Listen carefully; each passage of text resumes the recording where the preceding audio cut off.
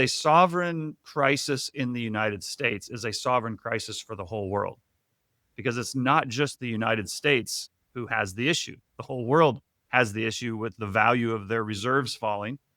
If people want to make the argument that when the 10-year goes to 7% and the world goes into a sovereign debt crisis, that the dollar goes to 85 or 80 or whatever the number is, you have to believe that the whole world has been flipped and markets no longer act like they have for the last 50 years. Today's episode of Monetary Matters is brought to you by VanEck Semiconductor ETFs.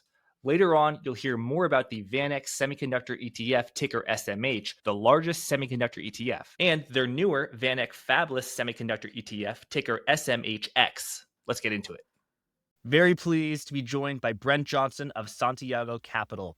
Brent, great to see you. Thanks for having me back. You are known as the dollar milkshake man, a lot of views on the US dollar. And Brent, I don't know if this is true about your other media appearances, but often I have you on at a peak in the US dollar. The US dollar had just surged. And so it's what this, the guy who forecasted it all about the US dollar surging. But actually, so it seems like a good time to interview you, but actually it often marks a local top in the dollar. What I think now is actually the really good time to interview you, because the US dollar has been trading very weakly. And there's so many people saying that there's just going to be the death of the dollar. Capital is going to flow outside of the United States because of tariffs, because of the overvaluation of the US stock market. So I think this is the perfect time to have this conversation.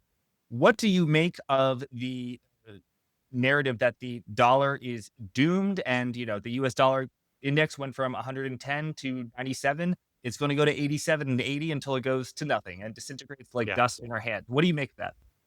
Well, I think it's a bit ridiculous, to be honest, in a really short way of saying it. But I get it. And listen, there are cycles to this. Like the dollar, guys, if you zoom out and you just look at where it's at now, it's kind of just gone sideways for 5 years. Now it had a period of time where it got really strong, had a period of time where it got really weak, but for the most part, it's gone sideways. And so, I started talking about this back in 2018. I really started talking about it in 2019. That's 6 years ago now, right? And I said at the time I thought that we would have this play out over the next 4 or 5 years. And I'm the first to hold up my hand and say, it didn't happen in that time period. Because what I thought would happen is I thought interest rates would start to rise, which they did. And I thought that would cause all kinds of problems, which would lead to a sovereign debt crisis. We didn't get the sovereign debt crisis. We got pretty close in 2022, but it didn't happen. But what did happen is when I look back and I look at what I thought would happen as a result of interest rates rising and the dollar rising and having a potential credit or sovereign debt crisis, what I thought would happen to asset prices, all of those things have played out. So while I wasn't right on predicting a sovereign debt crisis, the framework really helped me navigate the markets over the last 5 years. And it's kind of proved, at least for me and the way I manage assets, it's proved invaluable because it's helped me understand what's going on in the world and why the dollar is doing what it's doing. Now, as far as what it's doing right now, I think, we're back in this narrative where Trump has come back in, and Trump is a very powerful figure, right? Even if it's just from a soundbite perspective, he has the ability to move markets. Love him or hate him, he has the ability to do that. And I think everybody knows that he would like a weaker dollar because he thinks that would be good for the U.S. economy, it would be good for U.S. exports, all of the reasons that everybody knows. And I think he's put a lot of pressure on the Fed to lower rates. And so I think there's a lot of these expectations of what's going to happen have already been priced into the dollar.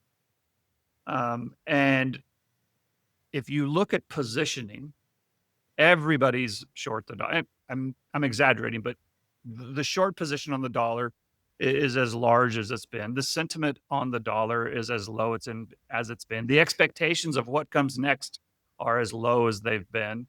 The relative strength is low. The stochastics, all of the different factors that you look at when evaluating whether something's overbought or oversold, the dollar's very oversold. And so as a result, that also means the pair currencies, many of them are overbought. Now, it doesn't guarantee that we're going to have a reversal here, but the table is set for another massive reversal higher. Will it happen? I don't know whether it'll happen, but what I do know is I won't be caught off guard if it does.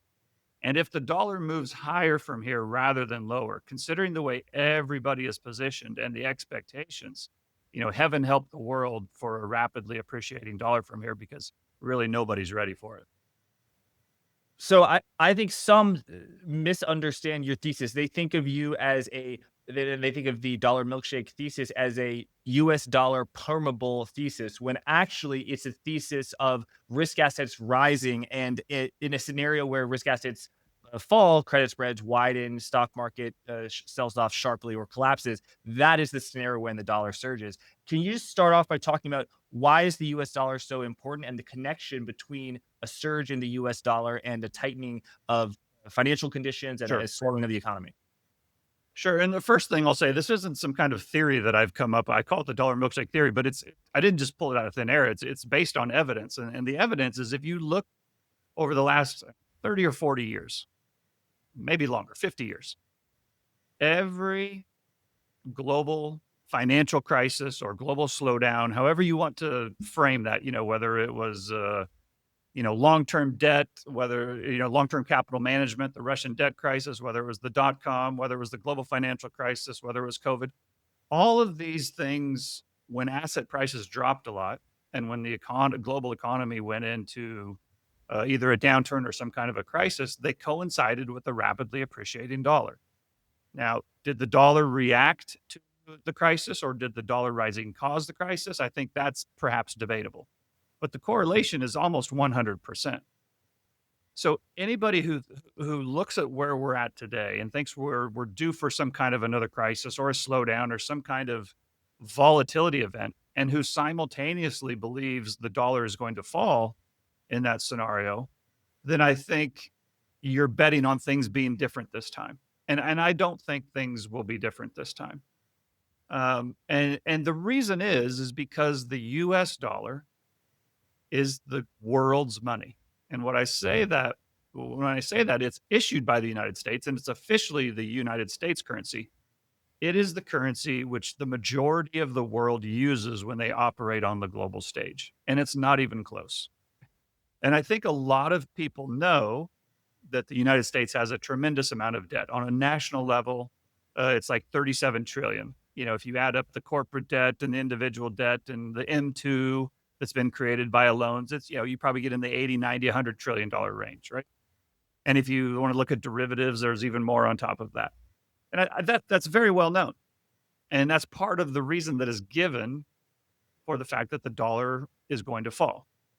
What isn't as well known is that outside the United States and the rest of the world, they also owe that same amount of debt, 30, 40 trillion dollars.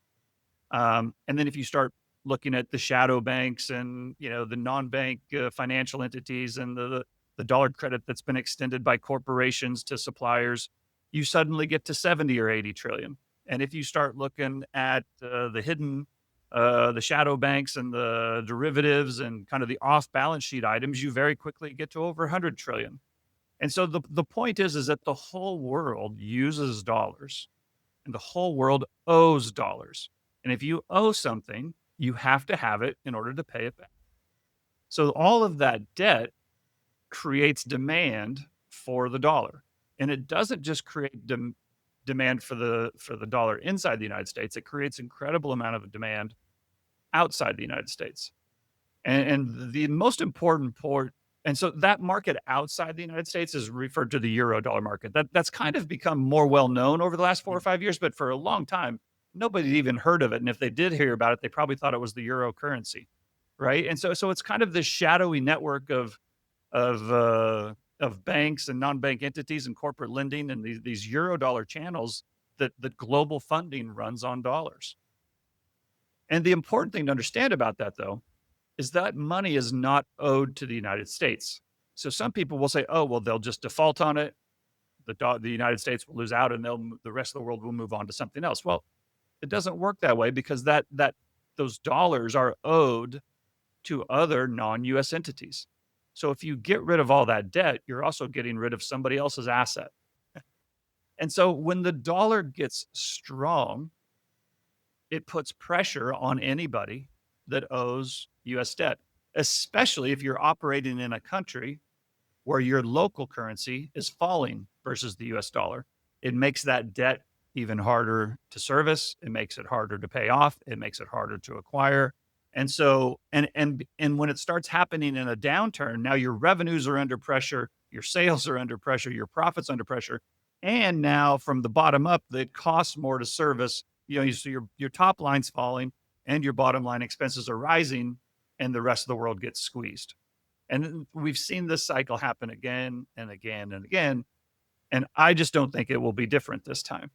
I think if we do get into some kind of a crisis, we would see the dollar rise again. Now, I don't want to keep rambling on, but I think there's an important point to make about earlier this year. Earlier this year, in April, when the tariff tantrum or whatever the official name for that is, Independence Day, or what was the official word? Liberation Day. Liberation Day. When Liberation Day came around, you saw asset prices sell off pretty quickly, and you saw the dollar go down with it. And a lot of people said, this is different. This has never happened before. Well, it actually has happened before. And it happened in February and early March of 2020, and it happened in September of 2008. And in both of those cases, we ended up getting a pretty severe crisis, right? I would say that in April, we had a short-term panic, but markets are already back at their all-time highs. It didn't become a crisis. Trump kicked the can down the road, and it didn't become a crisis. But in those there was a 2-week period, let's just call it the first 2 weeks of April, where the dollar fell 5%, and everybody said, this is unheard of. This shouldn't be happening. But the dollar fell 5% over a 2-week period in March of 2020, late February and early March of 2020. And the dollar fell 5% over a 2-week period in September of 2008. And the reason is that the United States is, for the most part, the world's piggy bank. That is where the world invests their excess savings, or a lot of their, not all of it, but they invest their excess savings, their capital, because they want to access either US Treasuries, or they've wanted to access the growth of the United States economy, or perhaps they just want to hold a currency that's appreciating versus theirs. But capital tends to flow to the United States. And so when things slow down and you start to go into a crisis mode, or things start to get scary, what do? You tap your piggy bank. And so that's what happened in 2008. That's what happened in 2020. Now, the difference between 2008 and 2020 is it went from a short-term panic into a full crisis. And in October of 2008, and then in late March or middle of March 2020, the dollar did a reversal, and after falling 5% in 2 weeks, it spiked higher in both cases. And I would argue, if Trump had not kicked the can down the road in April, and everything, was kind of put on hold, then the dollar would have already resumed or would have already reversed and gone higher. Now, as it is, the dollar's basically gone sideways since middle of April. So that's what, 4 months now, 3 or 4 months now. And I would say if things go back to where they were in April, or things get worse, or if things actually go into a crisis or a big slowdown rather than just a couple day or a couple week panic, I would expect the dollar to go higher for all the reasons that I just discussed. So right before a crisis, sometimes the dollar does sell off because people are liquidating their holdings at the same time. But the thing that causes the spike is that's people selling off their assets. The thing that causes the spike in the dollar during a crisis is the run on the liabilities. Basically, people need That's exactly right. It's a progression. And it kind of, and when you think about it, it kind of makes sense, right? It's a progression. And it's hard. it's hard to figure out how could you have asset prices around the world collapsing and the dollar also falling? Because the dollar is the opposite side of all of those assets, right? So it's not that I'm not, I suppose anything is possible, but typically the dollar falling is more liquidity being added to the system. And, the system is continuing to operate as it has. It's when the dollar goes higher and it forces these defaults and these resets and these deleveraging events. That's what causes things to go sideways. So I don't think the dollar falling is a crisis. I think the dollar falling is just more the system operating as it's meant to operate. Right, and something that confused me, Brent, for a really long time was the following apparent contradiction, which is that the rest of the world owns far more in dollar assets than it has in dollar liabilities because it is a net creditor to the United States. The U.S. is a debtor nation, but so when the dollar surges, that should be quote unquote good for the rest of the world because they have a positive, Right. position in dollars. But their assets of dollars are kind of long term, kind of stable, whereas their liabilities are much more sensitive. So like the U.S. government, which is a very stable borrower, that's a lot of where the debt is, but like it's a lot of the liabilities for for the foreigners are like an Indonesian bank or a construction company that has like a 1 month, 3 month borrowing that can get screwed Right. up pretty quickly. Yeah, and it really gets exacerbated when that country's currency is not doing well.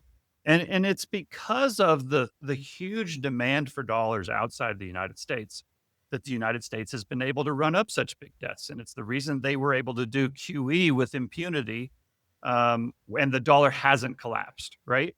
I mean, think about back to the summer of 2020 and summer of 2021, or even to the end of 2021, kind of that 18-month period. The dollar went from 102 during COVID or 103, whatever it was, down to like 89. And everybody said the Fed will never, ever stop printing money. They will never raise interest rates and they will have to do this forever. And yet, fast forward to now, the dollar's higher than it was then, despite all the money that's been printed, despite all the bailouts, despite all the stimulus plans. The dollar has still risen versus these other currencies, and the reason is because all of the other countries have to do the same thing. The other countries have all done QE. The other countries have had to do stimulus plans. The other countries have had to do bailouts. But the US dollar has incredible amount of demand outside the United States, where those other countries, there's no demand for their currency outside their local markets. One of the ways I try to explain this is you imagine that you have a swimming pool and it's got water in it. And let's think of, when you print money, you're pouring more water into the swimming pool. And if you continue pouring a bunch of water into the swimming pool, eventually it's going to overflow and it's going to start spreading. The streets are going to get flooded and your yard's going to get flooded. That's inflation. That's runaway inflation, right? Well, the thing that you have to remember about the United States is when they start pouring water into their swimming pool, there's a drain on the bottom of it that flows into all of the other neighborhoods and flows into all of the other countries because that's the demand for the dollar. So when money gets injected or when money gets created, it flows out of the United States into the rest of the world and it gets absorbed there. And that allows them to pour a lot more money into the pool before it stops overflowing. It's not that inflation doesn't happen and it's not that it can't happen. It's just that the United States can put a lot more money in their pool and have it get drained away. Whereas the rest of the world, when they start putting water into their pool, it overflows very quickly because and it stays right in their yard. It doesn't flow to the rest of the world. Breakthroughs begin with semiconductors. With over $23 billion in assets under management, the VanEck Semiconductor ETF, ticker SMH, is not only the largest semiconductor ETF, but it has also outperformed the next largest semiconductor ETF. It is built on an intelligently designed and constrained index that includes the whole sector stack from design to manufacturing. Historically, this unique construction and methodology has helped SMH outperform its closest ETF competitor. Check out the table below. Go to vaneck.com/SMHjack to learn more. Using a similar philosophy, the VanEck Fabless Semiconductor ETF, ticker SMHX, goes even deeper, exclusively investing in fabless semiconductor innovators designing AI infrastructure behind the scenes. We're talking high bandwidth memory, power management chips, custom accelerators, and ultra fast interconnects, the critical components that make large AI models run faster, smarter, and more efficiently. Go to vaneck.com/SMHXJack to learn more. And now back to the interview. So, Brent, I understand the argument that if there's a highly negative outcome for the global economy or the financial markets, the dollar is going to more likely to rise than fall. Let's just take your argument. Let's just accept that for the sake of argument. What about the following case, Brent? That you have a 2000 to 2007 type market where actually assets do relatively well, but the US dollar falls against other fiat currencies as commodity prices rise and other foreign stock markets outperform the United States. Obviously you were investors very Mhm. unhappy in 2008 and Yeah. some part 9, but from 2000 to 2007, they would have been much better in the Chinese market and the European market and in other currencies rather than the US dollar. So I think a lot of people who are bearish on the dollar, that's kind of their base case. Why are they wrong? I don't know that they are wrong, to be honest. That's possible. But what I would say is if that happens, I would say the US is also doing well. Now, perhaps the rest of the world is outperforming. So let's just throw out some numbers. Let's pretend that over the next 2 or 3 years, the dollar goes from DXY index goes from 97 to 88 or whatever it is, 80, somewhere 85, 90, wherever. And over that time period, GDP growth in the United States is positive but low, and GDP growth outside the United States is positive and a little bit higher than the United States. And over that time period, the S&P 500 goes up another 10 or 15%, and in China it goes up 20%, and in Europe it goes up 17%, and in Brazil it goes up 22%, right? And so they outperform. I think that's possible. Mhm. But what I would say is that you're taking a heck of a lot more risk to get that incremental amount of return outside the United States. And I would say that in that environment, we're not in crisis. So again, if you think that we're not in crisis and we're not going to go into a crisis and we're actually going to start seeing some positive global GDP growth, then I think that that's possible. That would be the extension of the system as it's meant to operate. And that would be the goal of most global central banks and monetary authorities. What I don't think is possible is I do not think it is possible for the rest of the world to have positive GDP growth, positive returns on their risk assets or equity markets in their economies, while at the same time the United States goes into a recession. It's possible, but I think it's an extremely low probability. What happened during the I guess 2000 to 2002 bear market in US stocks and the somewhat milder recession in the United States? I don't know exactly what happened to foreign markets, but yeah, I guess what about the case of US stocks are very expensive and this whole tech thing needs to take a little bit of a breather, and hey, the European chemical company trading at 14 times earnings has a pretty good run. What about that? So I do think asset prices need a reset. I think they've gotten way ahead of themselves. And it's important to remember that markets don't go in straight lines. So I think US equities will be much higher in the years ahead, but I don't think they'll go in a straight line. I do think that we need a pullback. We got we got a great pullback in March and April. And I thought we would bounce from there, but I didn't think we would bounce this far, right? But here we are. And so I think part of the reason is I think other people think that Trump has just kicked the can on the tariffs and they're not going to come back and they're not going to be a big part of his agenda. And I think that's wrong. I think they are going to be a big part of his agenda. I think they are coming back, and I think they will be much more stringent or strict, or I think he will keep them in place to a greater degree than many are expecting him to do. And so I think that's part of the reason we will get a pullback.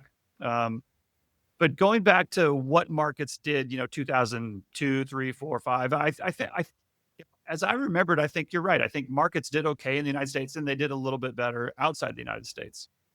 And again, if you think if that's your view, I don't have a big problem with that view. What I would say is in that scenario where the dollar index falls versus foreign currencies and other foreign currencies rise and other economies rise as well, on a global basis, that will be re-dollarization rather than de-dollarization. Because in order for the DXY to fall, there has to be more DXY liquidity, more dollar liquidity. If you increase the supply, then the price typically falls, all else equal. Well, how do dollars get created in the world? The way dollars get created is they are loaned into existence.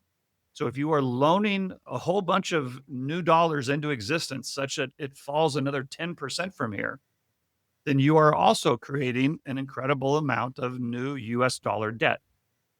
And while that will last for a while, eventually you're going to have to pay that dollar. You have to service that dollar debt and you're going to have to pay that dollar debt back. And when that starts to happen, then you're going to see the dollar rise again. And we're going to go right back into the cycle that we've seen several times. But I don't think we go into some kind of a crisis or a sovereign debt crisis and the dollar falls and stays down versus its peers. And part of the reason, and this kind of goes back to why there's so much demand for the US dollar in the world, is because the whole world has used dollars as their reserves, right? Or a big portion of their reserves, whether it's central banks, whether it's endowments, pension funds, whether it's corporations. A lot of banks around the world, a lot of central banks around the world, and a lot of these entities, they hold US treasuries or US dollar assets as a big portion of their reserves. So let's pretend we get into a scenario where interest rates rise because we're in a sovereign debt crisis. Nobody wants sovereign debt anymore. Nobody wants to buy bonds. And as a result, interest rates go up. I think this has been predicted for the US for, every year for the last 50 years. But let's say now, we're finally there. This is actually part of our thesis is that sovereign bonds will be in less demand. Interest rates will rise, and that will cause problems for countries. And we will get this sovereign debt crisis. Under that scenario, let's say the US Treasury prices go from, or let's say the yields go from 4% to 6% or 7%, pick your number. And as a result, the bond prices fall another 20 or 30%, whatever it is. Okay, so that would be bad for the United States, right? Yes, that would be bad for the United States. But what happens to the balance sheets of all those banks around the world who hold treasuries on their balance sheets? What happens to the central banks whose reserves now have fallen 20 or 30% because those bonds have fallen in value? So the point is a sovereign crisis in the United States is a sovereign crisis for the whole world, because it's not just the United States who has the issue. The whole world has the issue with the value of their reserves falling. And if US interest rates are going up such that you can buy a US Treasury and get 6% or 7%, whatever the number is, what do you think a Brazilian corporate is going to have to pay to attract capital? What would a Philippine corporation have to pay to attract capital? What's Europe going to have to pay to attract capital? So it's not that US interest rates can't rise. I actually think they probably do. That was always part of the thesis. It's not that the US can't go into a crisis. I think they can. But the idea that the US will go into a crisis and the US alone will go into the crisis and the rest of the world will be okay and unaffected by a US crisis, I think is to misunderstand the design of the system. And you talk about the possibility of a sovereign debt crisis. And unlike some other market commentators, you have never forecasted that this would be imminent or, anywhere, even close to, according to you, it could be in 30 years, 40 years. What could cause this type of thing? Because Brett, I'm quite young, and yet, year after year, I have seen, including from some, large banks, that this thesis of de-dollarization and of a gilt Liz Truss like moment for the United States. What happened to the UK government bond market in 2023 could happen in the United States. But it just seems like, as you said, you're right. Debts do have to be paid back. But as soon as the US government or a prime, dollar borrower in the United States pays back its debt at 3 p.m., at 3 p.m. in 1 second, they just borrow again and refinance it. And conditions are so easy. And, the private households, the foreign sector, the banks, the insurance companies, the central banks. They're there to just buy this debt, until we and our grandkids and their grandkids are no longer here. Like what is going to cause that? And what's going to cause a sovereign debt crisis? Because Well, back so when I was a baby, they said it would yeah. be 90% of debt to GDP. Now it's 100%. Now we're at 120%. Like what? Is this real? Is this sovereign debt crisis real? Well, I think it is real, but I also think it's possible it goes on much longer than people think. And this is a bit of the reason why I've pounded the table on this so hard. It's not so much that I disagree with the people who say the US is in a tough spot and they have to get their fiscal house in order. Conceptually, I agree. The problem is I've heard this same thing every year that I've been in business, and I've been in business for 25 years now. And at some point, you have to step back and say, okay, I've said this every year for 25 years. Maybe I didn't get the timing right, right? And so I think it's really important to understand how this could happen. And I think you bringing up the Liz Truss moment is particularly important because that was the time when we came very close to having the sovereign debt crisis. And what was going on in the United States during that time? Well, what happened to that? So I would argue that the US was in many ways the driver of that crisis. And what I mean by that is in 2022, the Fed took interest rates from basically 0 to 5% over a 8 or 9 month period. Over that time, the US Treasury price fell by 20 or 30%, whatever the number was, whether you're looking at the 10-year or the 30-year. And many people said that is a crisis, right? We've got bond yields are blowing out. We've got the dollar skyrocketing. The Dow's down 15, 20%. The S&P's down 25%. The dollar went to a 30-year high. And that dollar going to a 30-year high put incredible amount of pressure on the whole world. Now, we'll talk about the UK first, but it put pressure on the whole world. And so they were having a slowing growth and pressure on their local economy. And then Liz Truss comes out and tries to raise a bunch of taxes and have this budget blowing budget, and the market revolted, right? And you saw yields on the gilts spike, and you saw their prices fall. And she had to back down. She resigned, and the Bank of England had to go in and basically save the gilt market, right? Now, I don't know if it was the same month, but it was very close at that time period where the Bank of Japan had to do the same thing in Japan. Not only did they have to save the JGB market, but in that year, I think the yen fell 25%, which is an incredible number for a major currency. I think it fell 25% in 2022.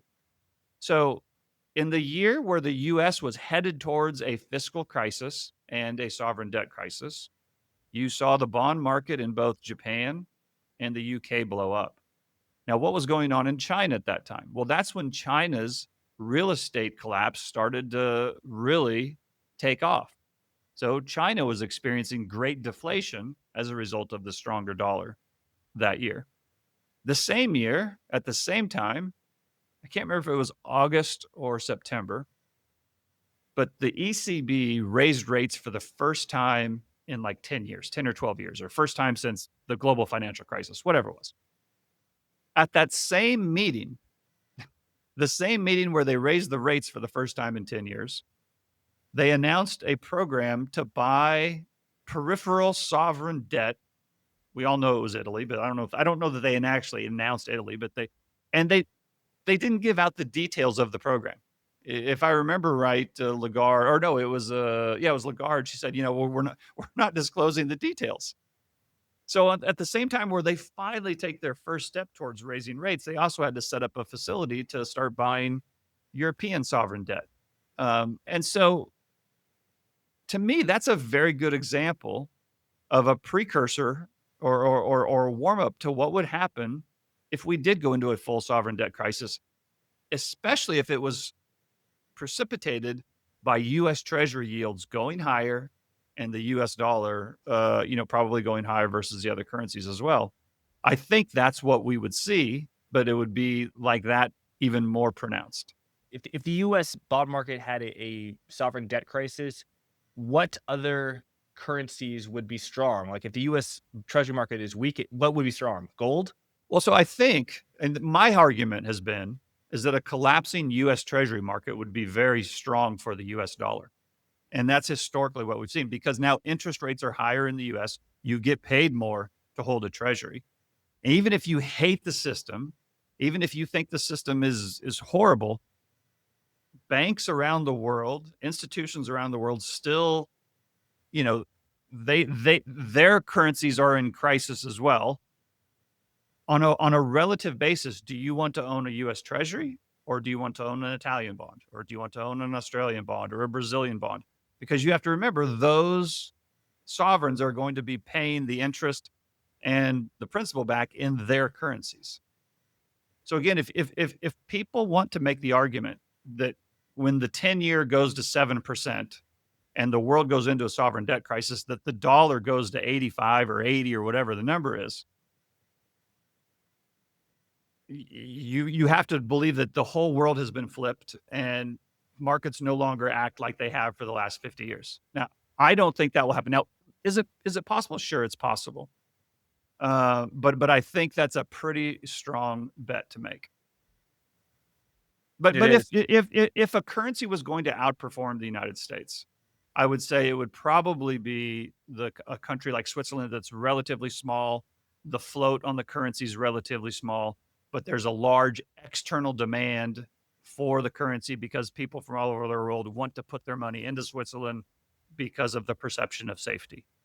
But under that scenario, I certainly don't want to own the yuan. I certainly don't want to own the real. I don't want to own the pound. And but kind of you get into a sovereign debt crisis, and a little bit you get a little bit of all bets are off. And the US dollar yields has higher interest rates, so it yields higher, carries higher than a lot of other developed market currencies. So the forward market is kind of pricing in the dollar to always go down. So, if you and for your clients, I think part of your thesis is just owning the dollar and owning, I guess, maybe optionality on the dollar being very strong as a hedge. And, people, you typically have to pay for a hedge. And, people can buy a VIX futures contract when, the VIX is at 12 and they're buying a VIX future at 12, 20 or something. It's super, you have to pay it, every single month. Yep. You roll and roll and roll and lose. I'm known as the dollar guy, right? But my strategy is not just to sit in dollars and buy calls on the dollar. I don't think that's what investors should be doing. All the way back to the very first time I ever said the word milkshake, I said what I thought would happen in an overall diversified portfolio. And the reason I said that is that's what I manage. I manage overall diversified portfolios. Our allocation is largely to, in the fixed income space, we largely have short-term T-bills or short-term US Treasuries. And, that's anywhere from 25 to 50% of an allocation, depending on whose portfolio. Everybody's portfolio is different. So I don't have a model portfolio, but we own, a large percent of our portfolios in U.S. equities because we said U.S. equities would go higher, and U.S. equities have done tremendously well over the last 4 or 5 years. We all own gold. Gold we think is the cornerstone of a portfolio, and everybody should own some gold. All of our clients own real estate, and some of them not only have their primary residence, but they have productive real estate, whether it's farmland or rental properties, and so. And then we have, we do some tactical trades along the way. Sometimes we'll be long oil. Sometimes we'll be short oil. Sometimes we'll buy hedges against our gold position. So we do a number of tactical trades along the way. But, by and large, we own assets, and we have long exposure to assets. And the reason we do that is if you zoom out and you look at long periods of time, assets go up and to the right. The reason assets go up and to the right is because more people are born, so demographics increase. There's more demand for goods. They also they tend to go up and to the right because humans become more productive and technology advances and makes things more efficient, and therefore profit margins expand, and therefore asset prices rise. And then the other reason that asset prices tend to go up and to the right is because fiat currencies tend to go down and to the right. Right, as they get debased, the currency gets debased, the asset prices rise. So we want the assets are denominated in currency, right? But we want to be long assets. But the other thing is, if you look at those long-term charts, you'll see these dramatic drawdowns along the way. Again, markets don't move in a straight line. And so what we try to do is we try to be long the assets to participate in those upswings. And we always have some kind of a hedge, whether it is tail risk insurance with a very small percent of the portfolio, whether it's some cash on the sidelines in anticipation of some kind of a pullback, or maybe we have some hedges on our equity portfolio because we think everything's overbought and we're due for a pullback. We never want to experience a full drawdown. When the market goes down 20 or 30%, will we lose money? Probably, but we're not going to be down 20 or 30%. And what we found is by avoiding those huge drawdowns and participating in most of the upside, we inevitably don't catch all of the upside. If you catch most of the upside and you miss most of the downside, over time you do pretty well. And that's what we try to do. But to be clear, I don't think anybody should just be sitting in dollars and waiting for it to go to its all-time high. That doesn't make a lot of sense. And so, Brent, you have this long-term view that when there are negative outcomes for the global economy and financial markets, the dollar is going to tend to rise, and that it's an attractive hedge for that reason. That's somewhat a constant view you've had Yes. for the past 7 or 8 years, maybe longer. I don't know. But let's talk tactically, because I think Yep. one time when we spoke in 2022, it was probably about the peak in the dollar. The DXY was like 112, 113, and during our conversation, you actually said, I actually think it could be a local peak. It tended not just to be a local peak and, a peak Yeah. so far in the dollar. So tactically, you were actually, somewhat bearish or cautious on the dollar, even though of course, you still had that long-term thesis. Tactically, how are you thinking about the dollar now, with regards to sentiment and with Yeah. regards to positioning? Yeah, tactically right now, I think I think you have to expect at least a short-term rally in the dollar, and I think it could actually go a little bit more than just short-term. Again, everything is very oversold. The sentiment is really low. Positioning is really negative. Everybody is betting against the US dollar now, and perhaps for good reason. Just because everything is negative doesn't mean that everybody's wrong. But what I found is if you are going to tactically trade, then you tend to want to go against consensus, right? And so, if you're trying to do a tactical trade on the dollar, I mean, shorting the dollar now, you may be right, but it's not like it's a big surprise, right? It's not like you're a contrarian if you're all of a sudden think the dollar is going lower. You're very much in consensus right now if you think the dollar is going lower. And I think the reasoning behind the dollar having gone lower, while not necessarily wrong, the conviction with which it's been put on and which it's talked about by people, I think is overdone. Are there going to be some rate cuts? There probably will be, but I think those are largely priced in. Are there going to be some tariffs, and as a result, some assets flow out of the United States? Sure, I think that will be the case in some cases, but look what's happened in the last 3 months. In April, everybody said American exceptionalism is over. Nobody wants to own the United States anymore. And then over the last 3 months, all of that money has come flooding back in to the S&P 500 and the NASDAQ. Now, again, I do think that's gotten way ahead of itself in the short term and probably due for a pullback. But I still think going forward in the years ahead, the rest of the world will still invest in the United States. And the reason is because we have the biggest consumer market in the world. We have the biggest companies in the world. We have the most innovation in the world. And it's not to say that other places don't have any of it. They just don't have the same mix of it the United States does. I mean, I think it's really hard to make a compelling case to take all of your assets out of the United States and put them in Europe right now. I mean, I would love to hear that thesis. I'm sure it exists, and I'm sure there's some good reasonings behind doing that. But I on a risk reward basis, I don't want to make that trade. I would like to hear the thesis for allocating all of your money to Russia right now. I'd like to hear the case for allocating all your money to Brazil or China right now. Now, again, I'm not saying that you can't have some exposure there. I'm just saying I don't expect those areas to massively outperform. And I think the risk associated with doing those is, for me, just not worth it. Yeah, I actually like the macro thesis of going long European equities, but as soon as you drill into the details and look at the European companies, that's when I'm like, okay, what European companies do I buy? Do I buy Air France down 95% from all time? Obviously, there are some good quality companies, but there is no Nvidia, there is no Microsoft of Europe. For me, the best reason to buy European equities is I think the euro is going to get killed, because I think they're going to have to kill it in order to meet these new budget agreements that they'd have agreed to, and all the spending they're going to have to do for NATO and their own militaries. And a lot of people will talk about the fiscal problems in the United States, but my God, check out the fiscal problems in Europe. Check out the fiscal problems in Japan, the fiscal problems in China. This is not a unique American situation. And the idea that, I mean, there was just this week, there was an article, I think Reuters put it out, talking about the euro's up 10% for the year, right? And Europe doesn't have a lot of economic growth right now. They have a little bit, but they're mainly a manufacturing, right? A manufacturing and export economy. Well, when their currency goes up 10%, that starts to hurt their manufacturing and their exports. And they're already talking about that. So what happens if the euro goes up another 10% from here, which would happen if the dollar goes down another 10%? So, I think when you hold all these different countries or regions up and analyze them with the same fine-tooth comb that people love to analyze the United States, I think on a relative basis, the United States starts looking not so bad, and in some cases pretty good.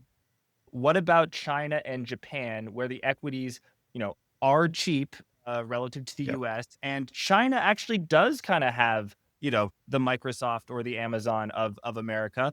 It may be, run in a country where the leader of the country could like cancel that company's profits at a whim, and that is a risk. But it does have these, very high growth and profitable industries. And Japan does as well. I'm much less familiar with Japanese equities, but just your view on those, that and other Asian securities markets. Well, I think in China, you have to understand, China is experiencing a near depressionary level deflationary force right now. The reason that interest rates are so low in China, and people will hold this up as saying, see, China's interest rates are much lower than the United States, or it's a much better credit risk. Well, first of all, less than 5% of the entire float of Chinese government bonds are owned by entities outside China. So almost all of the float of China's debt is owned internally. And the reason that people are buying bonds internally and pulling the yields lower is nobody wants to buy real estate anymore. Nobody wants to buy equities anymore. Nobody wants to take any risk anymore because they're experiencing this incredible deflationary force. And so in yuan terms, perhaps yuan equities do okay. Mhm. But if you want to measure that in US dollar terms, I would not be wanting to put a bunch of money into China right now, because even if their equities go up 10, 20, 30%, if the currency goes down another 10, 20, 30%, you're breaking even at best. And that's if you can get the money back out, right? So again, I'm not saying that China can't grow. I'm not saying that, listen, China's an incredible country, incredible innovation. They've got incredible companies, incredible technology, but they have problems, right? And I think a lot of people, when comparing the United States to China, it's my experience that most people focus on the advantages in China and ignore all the problems. And in the United States, they focus on all the problems and ignore all the advantages. Now, you can make up your own reason on why they do that, but that's kind of my perception. I certainly don't I try not to underestimate China. China is a very formidable foe for the United States. And I'm not saying that the US outperforming China will be quote unquote easy. I would just much rather have my assets allocated to the United States than China. So, Brent, so far you've made a very compelling case why, from a financial market view, the U.S. dollar is not overvalued, and I totally get that. But what if you just set aside financial markets and you look at real assets? If you want, setting real estate aside, if you want to buy a nice linen suit, it probably costs 5 times more in the United States to buy it in China. That's an extreme example. If everything in China is so cheap and everything in America is so expensive, the common sense argument would be that ultimately those things would level out. What's your reaction to that argument? Well, I think the fact that that is the case, I think that is one of the things that Donald Trump is trying to change. I think well, first of all, it does cost more to make stuff in the United States. And the effect of these tariffs and bringing manufacturing back to the United States, probably will cost more. So will that be inflationary in some cases? It probably will be inflationary in some cases.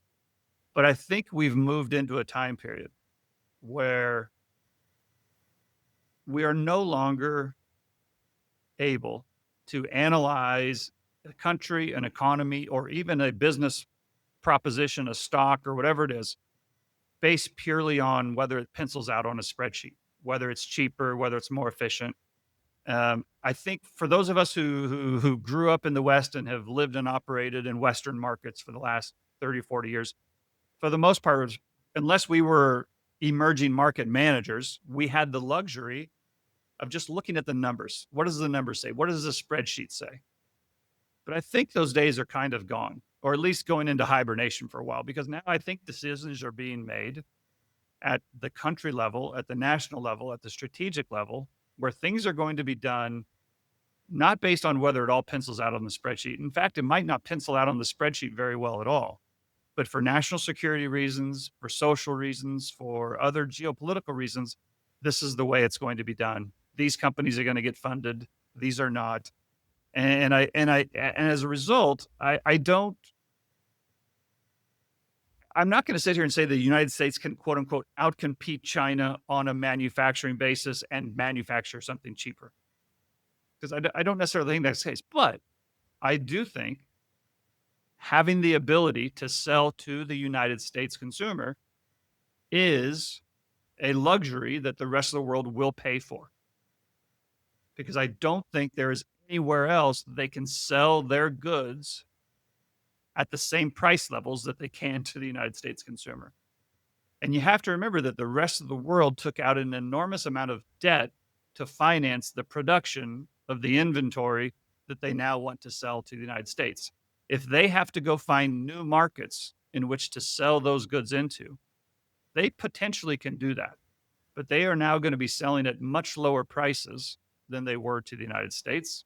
And their profit margins are going to get squeezed. And all that debt that they took out to finance that production is going to start to bite them. And so I think that even though they might get squeezed a little bit, I think manufacturers and exporters from around the world will still sell into the United States market. I think many of them will move production here. I think more will move production here than is commonly believed, despite the risks associated with doing so. And the reason, if anybody has ever been in sales, if you've ever had a sales job, you will understand this much better than if you were in, the marketing department or the research department or R&D or whatever it was. Or, the Yale economics or Harvard economics. Right. I mean, the customer has incredible power and they have incredible pricing power. And if they don't want to pay your price, if let's say you have a big client, it's your number 2 biggest client, your first or second biggest client, and you go in for your annual review and you've had a great year and they say, you know what, we're taking a look at a bunch of things. We had a good year too, but we're trying to cut some costs and we're trying to, hit some strategic objectives and we need to cut our costs by 10%. So as a result, we're not going to be able to pay you the same thing that we paid you last year. And we're only going to pay you 90% of what we paid you last year. And this is your biggest client. Are you going to stand up and turn around and walk out? You might. If you have such an amazing product and you have enough other clients, perhaps you do. But anybody who's ever been in sales knows that don't just initially get up and walk out. You try to figure out a way to make it work for everybody. And since they have just anchored the conversation at 10% down, you're going to try to say, well, maybe we could do 5% off or 3% off or something, right? And maybe you end up with 6 or 7% off. But the point is that the customer has power.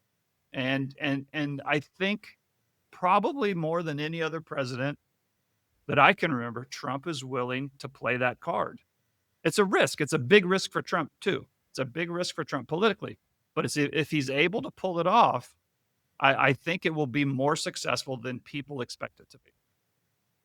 And so in that scenario, the US is the customer. We're asking for the 10% discount. We can only pay 90% of what we did last year. And the analogy, I guess if you wanted to make the analogy, it's the customers will still be paying 100%, but now the manager of the customer, aka the US Treasury, is now going to be asking for a 10% tax, a tariff, or a 15%, or maybe up in for a few days as high as over 100% on China. do you think that the customer is going to end up paying higher prices? In Pass some it on? cases, I think they will pay higher prices. In some cases, I think manufacturers will move to the United States, and while maybe they pay a higher price initially, I think once they start getting produced in the United States, they will not be exposed to tariffs, and I think that potentially doesn't hurt the U.S. consumer. So on you know everything equal, I think tariffs are probably inflationary, but I don't think it's just a hard, the U.S. consumer pays everything. And I think the example of the Japanese cars is a good example. There was a couple articles over the last couple of weeks showing that Japanese car manufacturers have been eating some of the tariffs, and so because they don't want to pass all those prices on to the U.S. consumer because they need the U.S. consumer market. Yeah, General Motors just reported, and by my calculations, they paid about 29% of their pre-tax profits. They paid it in tariffs. So these are biting. And so Brent, in an economy of the 1970s or definitely the 1920s, when I guess trade as a percentage of GDP was lower, but most of the economy was goods rather than services, of making cards, trading physical things that you could touch it and feel and use in the physical world. Now, Microsoft, Alphabet, Nvidia, they really sell services which are not really tariffed, basically nearly as much or really at all, is my understanding. So the Magnificent Seven is mostly services, so maybe not as much of a tariff impact, although there of course will be some. That's different than 40 years ago when the biggest company was Ford, for example, or one of the biggest Yeah. companies. How do you just think tariffs should impact the fundamental earnings power of the U.S. stock market, the S&P 500? And then how do you compare that to how the market perceives that question, particularly in the light of the absolute, few days crash we had on Liberation Day, and then the extremely sanguine outlook that's kind of implied by this ferocious rally we've had since Yeah. the middle of April?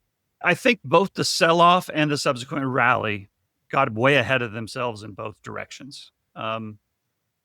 I don't have a specific answer for you on the effect of the specific companies or the specific industries.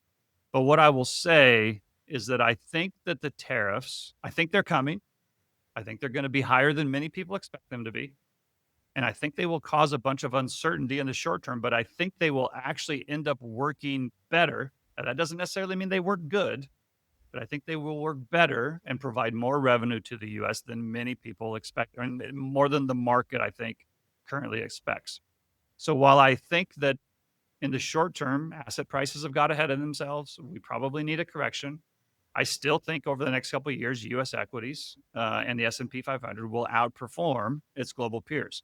Now, I've kind of talked already how I think I can be wrong on that, but I'm happy to make that bet. And I think this is what I think is kind of interesting.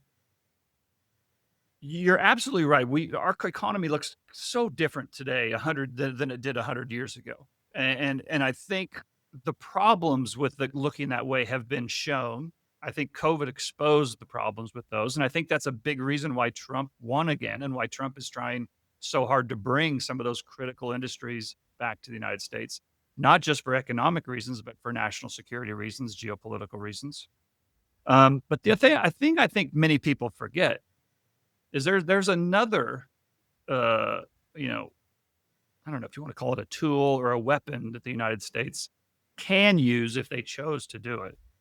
And that is one of the biggest exports that the United States has is technology. Go all around the world, and US technologies firms have either built, service, or currently run the technology infrastructure of many countries. And that doesn't have to be that way. Right? And think about it, like a lot of times one of the topics that has come up a lot over the last 4 or 5 years is the geopolitical alignment of Saudi Arabia and whether they would leave the United States and align with the BRICS or China or whatever other group it is. And one of the arguments has been, well, the United States provides their security through military and they would never do that. And then the argument against it is, well, Russia could provide their security or China could provide their security. I don't agree with that, but let's pretend that's the case. Well, their entire infrastructure, the entire infrastructure for the country runs on United States technology and contracts.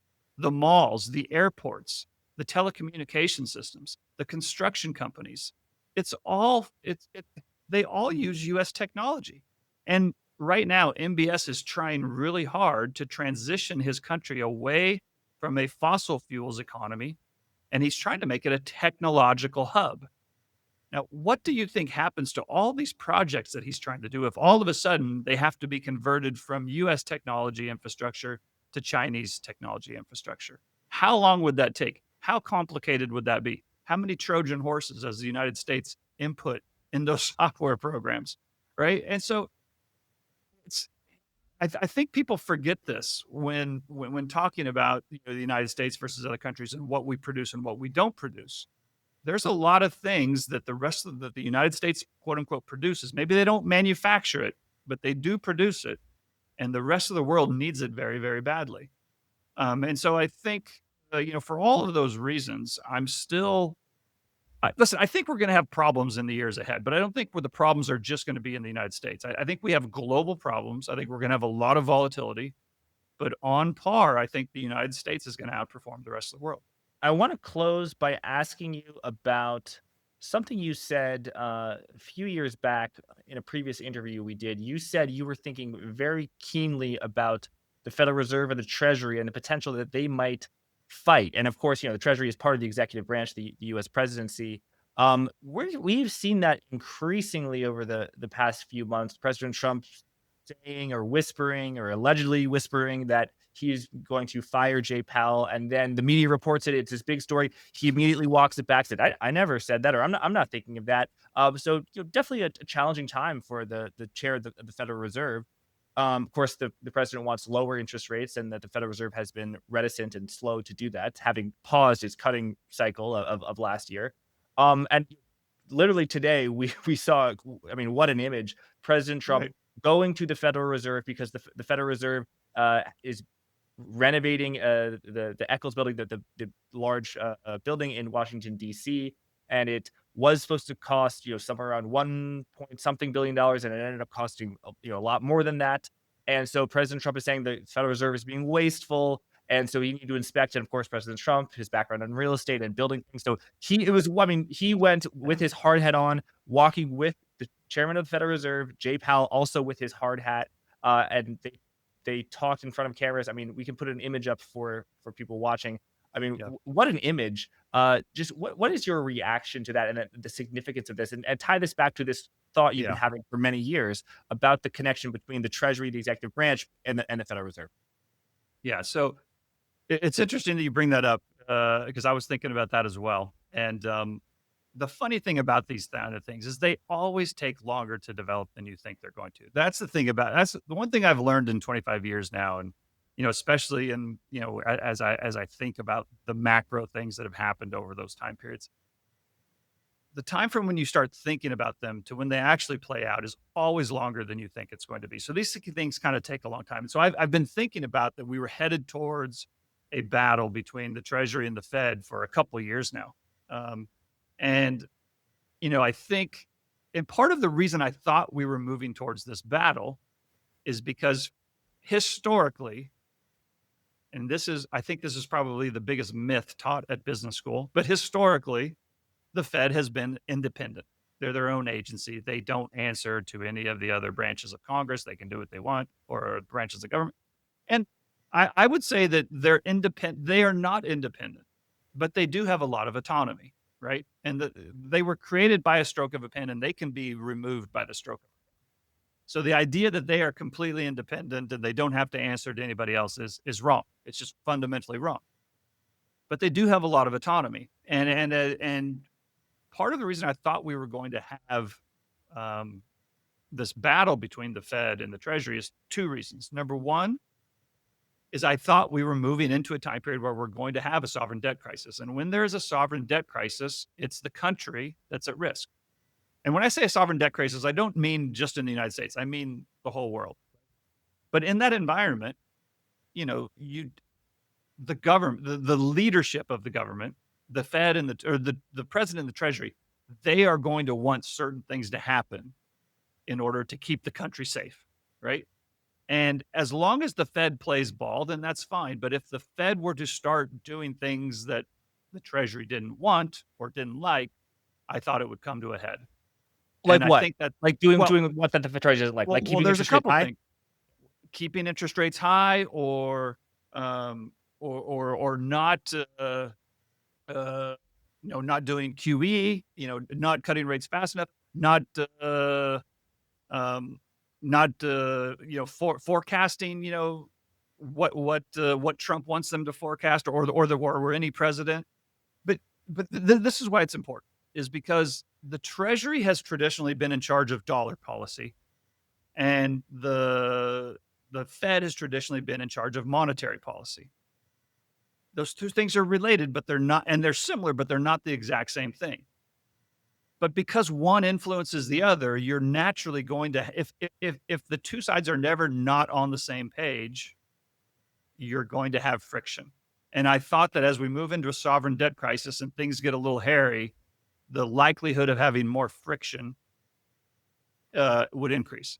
The other thing is that, when I said this, is when the Fed had raised the rates a lot.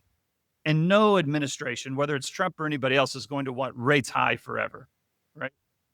And not only that, but the way the issuance, I would argue that Treasury and even the Congress, what they did after with fiscal after 2020, you could almost argue that was monetary policy. So now that's stepping on the Fed's toes. And nobody with power ever wants to give up power. They just don't, or not never. It's just really, really rare. I think Diocletian gave up power, 2,500 years ago or whatever it was, but George Washington gave up, but it just doesn't happen very often. And so I didn't think the Fed would want to give away their control over monetary policy. And when Trump started looking like he was going to win, and then when he got Besant, and you started hearing about Besant talking about, restructuring the system, and, we're going to, the dollar has been a public good and the rest of the world needs to pay. You start hearing these kind of comments, you either know the Fed and the Treasury has to get on the same page, or there's going to be a battle. And as we've moved forward in time, the battle has just become much more clear, because I don't think the Fed is going to lay down and willingly, ride off into the sunset. And I think the Treasury, without question, wants more control over monetary policy. And, when I first said it, I was kind of thinking about it. I didn't know exactly how it would play out, but I thought I thought it would come. But as we move forward in time, it just becomes even more and more clear to me. And then not only that, and we probably don't have time to get into this too much right now, but, I think stable coins are a big part of this. Just about to bring that up. Yeah. For those who think that Trump is just winging it day to day and has absolutely no plan, and not only does he not have a plan, but he doesn't have the mental capacity to have a plan, I think that's a naive point of view. And I think it's wrong. I don't think you have to like Trump. I don't think you have to agree with everything he does. But I do think there is an overarching plan here. And I think Besant is on board with that plan. I think Hegseth is on board with that plan. I think Tulsi Gabbard is on board with that plan. Now, it doesn't mean there won't be some firings along the way, and it doesn't mean there won't be some internal strife amongst the administration, but I think there is a plan. And I think getting more control not over U.S. monetary policy, but global monetary policy and global monetary rails is a part of that. And so what I mean by that is I haven't got this all completely figured out yet. I will use SOFR and LIBOR as an example. Mhm. For years, London, or the city of London, controlled LIBOR, which was basically the overnight dollar funding for the euro dollar market. And the US did not have control of that. And the Fed probably didn't like that they didn't have control. Years ago, 20 years ago, 10 years ago, it wasn't that big a deal. But as the euro dollar market has gotten bigger and bigger and bigger, and it starts bouncing back and affecting the United States, they want more control over it. So, it took them, I think, 5 or 6 years, but they got LIBOR transformed into SOFR, which they went from London interbank offered rate to the standard overnight federal rate, or whatever SOFR stands for, right? Sure, yeah. And now the Fed has control of that, or the U.S. has control of it. But nobody really controls the euro dollar market. I would say the U.S. has more control over it than anybody, but even they don't really control it. But I think they would like to have more control over it. And not only because just from a regulatory standpoint, but I think from a power perspective, if they can control the money, they can control other countries and other entities. And in the traditional euro dollar rails, they have some control over it, but a lot of it goes through the Fed wire, right? So again, that's the Fed, not the Treasury. And the Treasury already has like 2 or 3 departments that oversee different, like OFAC, the Office of Foreign Asset Control. But I think the U.S. in particular, and I think the Treasury specifically, would like to have more control over that. And if they could somehow start using stable coins to offer a parallel system to the traditional euro dollar rails, and then over time get that switched from the traditional rails over to these new rails in the same way they got LIBOR moved over to SOFR, I think it opens up new markets for the United States. It opens up new demand for the dollar, and it opens up new control mechanisms for the United States. So, and I think that is part of the battle going on between Fed and Treasury.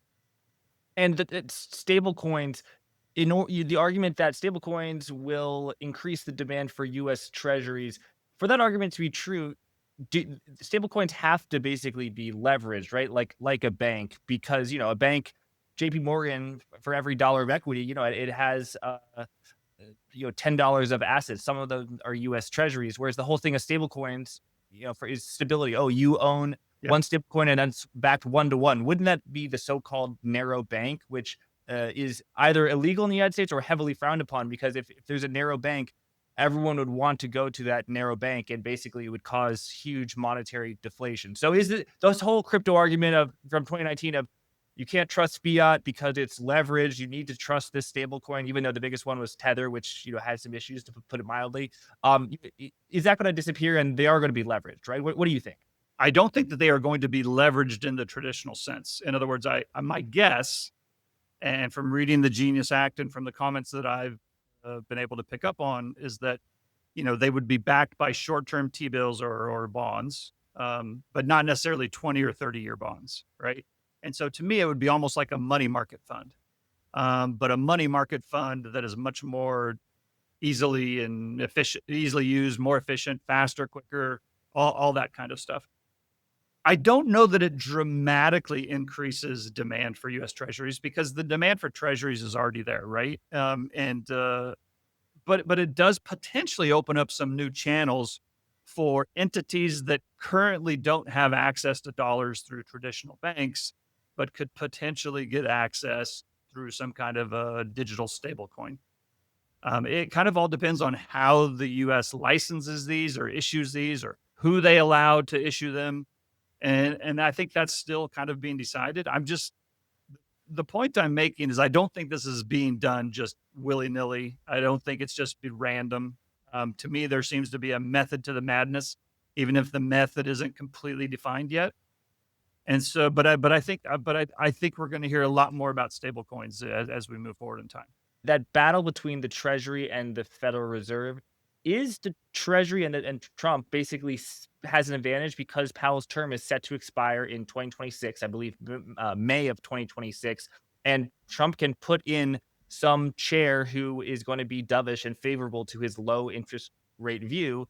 And a follow-up question is, if that is the case, is the 2-year or the 3-year Treasury note yield of where it is too high because the market needs to price in Trump putting in a Fed chair? He's going to put it at 2% or 1.5% or wherever, a former real estate investor wants interest rates to be low. It's a good point. I mean, at best, Powell has 9 months left, right? And that's if he doesn't get fired or resign beforehand. One thing, and so I do think that you have to anticipate perhaps short-term rates coming down. I don't know that that necessarily means long-term rates are going to come down. I think part of the reason that they want rates to come down is they think then the mortgages will be cheaper. It'll be cheaper for people to finance the, price off of the 10-year. I'm not sure the 10-year comes down a whole lot. In fact, it could rise. So it could be one of those things, be careful what you wish for, because you just might get it. Um, but as it relates, I will say, going back to the Fed and the Treasury, the Treasury will win this battle. I don't. Maybe they don't win right away. Maybe it takes a while. But ultimately, I think the Treasury will win this battle. But the Fed can make it very difficult. I put something out on my Substack a week or so ago talking about if you look back over since World War II, there's been 4 or 5 different time periods where the public or where the Fed was publicly at odds with the Treasury or the Fed or the executive. And out of those times, the Fed has actually come out pretty good in those. Um, Again, I don't think that they're independent, but they've held their own in those battles, and in many cases have come out on top. Getting a new person in next year for Trump, there will be somebody who's dovish or that is on Trump's side get put in there. But even that can get interesting because the Democrats aren't just going to rubber stamp it, right? Anything that Trump does, they're going to fight against. Now, ultimately, the Democrats probably want somebody dovish as well. But I don't know. And so I guess my point is, I think there's a lot of stuff that can happen between now and the next 9 months. A lot of dramatic stuff can happen in the next 9 months. And I don't know what'll happen during that 9 months, but I do think that ultimately the Fed's duties, responsibilities, however you want to call that, will get rolled up either into the Treasury where the Treasury does it themselves, or the Treasury will have huge influence over the autonomy or the lack of the new lack of autonomy that the Fed has. Right, and the Federal Reserve's responsibility is granted them not by the president, but by Congress. Brent, I'm so glad I got a chance to pick your brain. This really is the time to do the dollar interview because everyone wants to hear from the dollar milkshake man when the DXY is at 110. But this really is the time when people should be paying a special attention to you and your views. Brent, you mentioned your Substack. Tell us first, where can people find your Substack and what do you write about? Is it, all the dollar all the time? Are you making stock picks, asset allocation, views? What do you write about? So we kind of talk about the intersection of geopolitics and capital markets, and then thrown in with the madness of crowds. That's kind of what we advertise it about. If you go to Santiago Capital, if you go to SantiagoCapital.com, you can find the research site there. If you go to SantiagoCapital.substack.com, you can find it there as well. We've got 2 different levels. The traditional level, we put out 4 to 6 articles a month talking about some of these, either the things that we think are interesting right now, some of the more timely news items, some of the stuff that we've been talking about today. The premium is much more robust. We put out at least 2 reports a month that are anywhere from 20 to 30, sometimes longer pages. They're bigger think pieces. And so we put those out. And so anybody who's on the premium gets the premium pieces. They also get all of the more kind of the traditional pieces. And then we do a couple of little fun pieces as well. So, and then we kind of talk about all this stuff every week on our show. It's called Milkshake's Markets on Madness on YouTube. It's not the dollar all the time. Of course, the dollar influences what we think about because I don't think you can talk about capital markets without talking about the dollar. So of course it's going to come in there, but it's really more like the big macro themes that we see currently either on the stage or in the wings getting ready to be. And Brent, you said you write a lot about geopolitics, something we haven't talked a ton about. I'm curious the most salient issues you see, and also just how market moving are they? Because every day there's a geopolitical event that is extremely important to human beings and not just the people involved, but people around the globe, of course. But rarely does that impact global financial markets or even that own domestic market. Geopolitical strategy I like a lot, Marco Popic says his trade is often just to fade the move. And, okay, there could be some horrific thing or some very monumental thing happening somewhere around the world, but, it's not going to impact the S&P. Do you generally agree with that, or do you think there is something geopolitical on the horizon that actually could be a seismic market move? Well, Marco's a pretty smart guy, so I don't like to disagree with him too much. And in general, I tend to agree. Like a lot of times you just fade it, right? And historically, that's probably been the right thing. But I do think we're kind of at this unique period of time. And the reason it's important is because post World War II, there really was a rules-based order. The United States and its allies put in place a system of institutions around the world that kind of determined what happened in the world. Now, was it perfect? No. And did it work perfectly? No. But there was a rules-based order. There was a way of doing things, and in some people said it was a way to preserve peace and help the less fortunate, and increase efficiency and economic growth around the world. And there's some truth to that. The flip side is it was a system of control put in place by the most powerful entity on earth, which at the time was the United States, right? And I think they're two sides to the same coin. But part of that rules-based order meant working towards the common good or the greater good or the global good. Trump is systematically dismantling that. And that's when I said earlier, when I said, I think Bessent's on board, I think Hegseth's on board, I think Tulsi Gabbard's on board, I think some, Lutnick's on board. They are systematically removing the rules-based order and putting one in place that says America first. These are two dramatically different things. Now, in both cases, the US still kind of makes the rules, but it's not done in the same way, and it's not done through the same institutions, and it's not done necessarily with the same goals. And so I don't think you can have a system that is a global system be dismantled and have a new one put in its place without having some volatility, some unexpected consequences, and perhaps even some military conflicts along the way. So to me, geopolitics has never been more important with regard to markets than they are right now. Now, this doesn't mean that I understand perfectly what's happened, and I don't know for sure what's going to happen going forward. But because I do understand the architecture that was put in place post World War II, and I feel like I have a pretty good understanding of the architecture that's being put in place now, I can hopefully help find some of the soft spots and some of the cracks, and where some of that volatility might lead to. I look forward to reading your pieces, and yeah, people should check them out on Substack, and on Twitter. Of course, you were on at Santiago AU Fund, AU as in gold. Thank you again, Brent. Always great to get you on Monetary Matters, and yeah, love to have you back sometime soon. Thank you everyone for watching. A reminder to check out Monetary Matters on Apple Podcasts and Spotify, and leave a rating and review. It really helps the show. Until next time. Thanks for tuning in. Looking into SMH or SMHX? Head to vaneck.com/SMHjack and vaneck.com/SMHXjack to learn more. Until next time. Thank you. Just close this door.